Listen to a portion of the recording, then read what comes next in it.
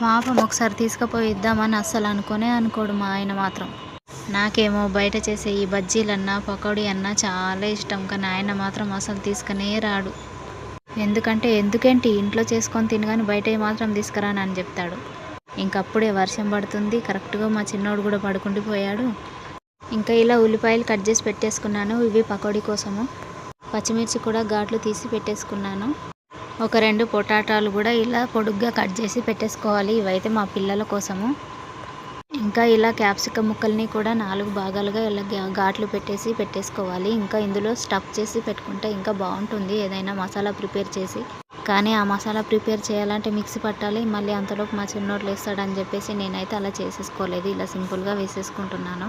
ఇలా బజ్జీలు వేసుకోవడానికి ఉండే విధంగా ఇలా పిండిని మొత్తం కలిపేసుకోవాలి. పిండి కలిపే ప్రాసెస్ చూపించలేదు, ఎందుకంటే ఇది ప్రాసెస్ అందరికీ తెలిసే ఉంటుంది కదా పిండి ఎలా కలుపుకోవాలని. ఈ పచ్చిమిర్చి ముక్కలను పిండిలో వేసేసుకొని మొత్తంగా పిండి పట్టేలాగా పట్టించేసి ఇలా ఆయిల్లో వేసేసుకోవాలి, వేడెక్కిన ఆయిల్లో.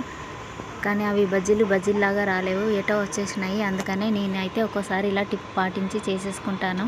ఫస్ట్ టైం వేసుకునే వాళ్ళు ఇలా పిండిని మొత్తం బజ్జీలు వేసుకునే వీలుండే విధంగా పిండిని కలుపుకొని ఒక గ్లాసులో వేసేసుకోవాలి. పిండి వేసేసుకొని ఆ గ్లాసులో పచ్చిమిర్చి ముంచుతూ వేసేసుకోండి, చాలా నీట్గా వస్తాయి. చూడండి ఎంత బాగా వచ్చినాయో. నేనైతే బజ్జీలు వేయడం రానప్పుడు ఇలాగే వేసేసేదాన్ని. చూడండి ఇప్పుడు బాగా వస్తున్నాయి కదా, ఇలా వేసేసుకోండి. ఎవరికైనా యూజ్ అవుతుందేమో, ట్రై చేయండి. క్యాప్సికమ్ బజ్జీలు బోండాలా కనబడుతున్నాయి కదా, కానీ టేస్ట్ మాత్రం బాగానే ఉంది. కొంచెం చప్పగా అనిపించింది. అందులో మసాలా పెట్టి చేస్తుంటే ఇంకా బాగుండేది. కానీ ఏం చేస్తాం, మసాలా ప్రిపేర్ చేసుకోవాలంటే వాడు లేచిపోతాడని చెప్పేసి నేను మసాలా ప్రిపేర్ చేయలేదు.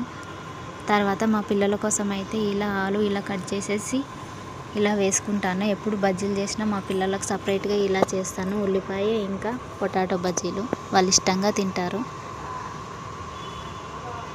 ఇలా ఇవి వేసేసుకున్న తర్వాత కొంచెంగా పిండి అనేది మిగిలిపోయింది. ఇంకా ఈ పిండితో ఏం చేద్దామని చెప్పేసి ఇలా ఒక బ్రెడ్ తీసుకొని అది 4 భాగాలుగా తుంచేసి ఆ పిండిలో ముంచుకోవాలి. 2 వైపులా ముంచేసుకొని ఇలా ఆయిల్లో వేసేసుకోవాలి. ఇంకేంటి, బ్రెడ్ బజ్జీ కూడా రెడీ అయిపోయింది.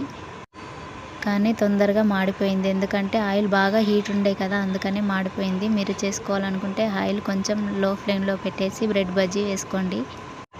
ఇంకా ఫైనల్గా ఇలా పకోడీ కూడా వేసేసుకుంటున్నాను. ఇందాక కలిపి పెట్టేసుకున్న పకోడీ చక్కగా నానిపోయింది కాబట్టి బాగా వస్తాయి.